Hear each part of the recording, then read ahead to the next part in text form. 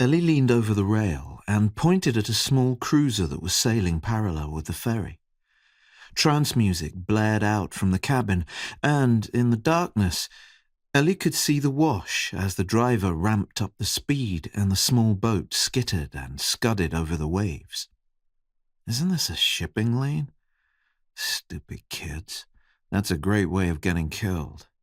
They think they're immortal. Nothing bad is ever going to happen to them, Eli said as the boat veered sharply away and bounced over the wake.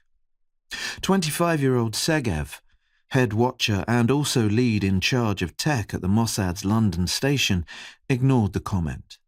Eli knew he would. It was one of the perks of being head of station.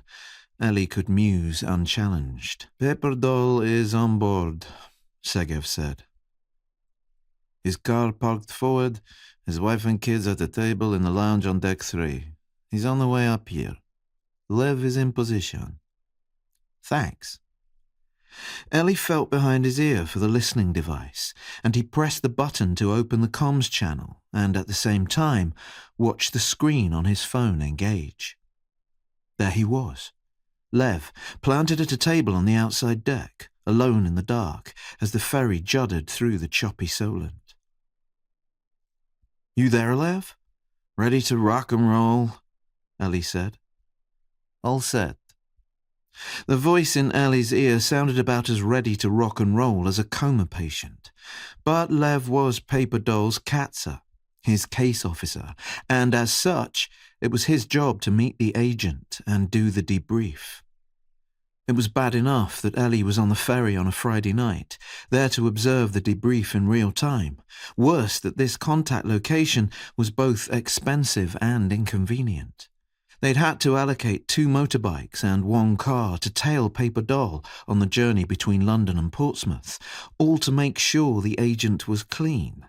For one meeting. If Lev hadn't been such a lazy bastard, he would have found a way of insisting that the meeting was somewhere more convenient and at a better time. Eli glanced around the deck and saw the watchers. They were eating sandwiches and drinking coffee. No doubt these overpriced props would end up on their heshbon too. "Eyes on Pepperdall," Eli heard in his ear. "He has his son with him." "His son?" Eli said. This was exactly what they needed. A curious 9-year-old telling anyone who might listen that Daddy talked to a strange man on the ferry as the family went for their weekend away on the Isle of Wight. "Abort?" Segev said. "No. Give him a few minutes. Pepperdall might take the kid inside after he's thrown up over the side of the ferry." As he watched Pepperdall walk back and forth along the deck, hand in hand with the child, something nagged at Eli. Maybe the situation was more complicated than a lazy agent meeting a lazy case officer. The agent had missed the last 2 of his meetings with Lev. While that wasn't unusual for Pepperdall, who was systematically disorganized, maybe there really was an issue.